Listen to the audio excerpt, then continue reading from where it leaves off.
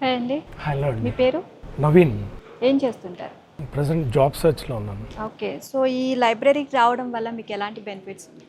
Number of benefits అండి. Actually books technology books కానీ, మా సబ్జెక్ట్ రిలేటెడ్ బుక్స్ కూడా అవైలబుల్ ఉంటాయి ఇక్కడ. సో, ఏదైనా రిఫరెన్స్ కావాలనుకున్నప్పుడు ఇక్కడికొచ్చి మేము చదువుకొని చూసుకోవటానికి చాలా వీలుగా ఉంటుంది. అంటే ప్రతి బుక్ మేము కొనాల్సిన అవసరం లేకుండా అన్ని బుక్స్ ఇక్కడ అవైలబుల్ ఉంటాయి కాబట్టి మేము ఏదైనా రిఫర్ చేసుకోవడానికి రిఫరెన్స్ కోసం చాలా యూస్‌ఫుల్‌గా ఉంది.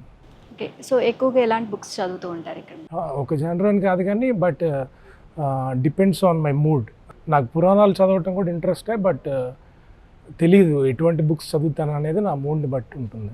ఈ హైటెక్ సిటీ చుట్టుపక్కల ఈ పబ్లిక్ లైబ్రరీ పెట్టడం చాలామందికి కామన్ పీపుల్ నుంచి ఎడ్యుకేటెడ్ పీపుల్ అందరికీ కూడా చాలా ఉపయోగంగా ఉంటుంది. ఎందుకంటే ఇంతకుముందు సెంట్రల్ లైబ్రరీ అంటే ప్రతిదానికి చాలా డిస్టెన్స్లో కాకుండా ఈ చుట్టుపక్కల ఏరియా వాళ్ళకి ఇది చాలా బెనిఫిట్గా అన్ని బుక్స్ అవైలబుల్లో ఉంటాయి. ఈ లైబ్రరీ వచ్చి digital library come books library కాబట్టి చాలా యూస్ఫుల్ ఉంటుంది. అందులో ఇది ఇండియాలో 3rd బ్రాంచ్. ఒక ఢిల్లీ, గురుగ్రామ్లో, నోయిడాలో ఉండేది. ఇప్పుడు నెక్స్ట్ హైదరాబాద్లోనే లాంచ్ చేశారు.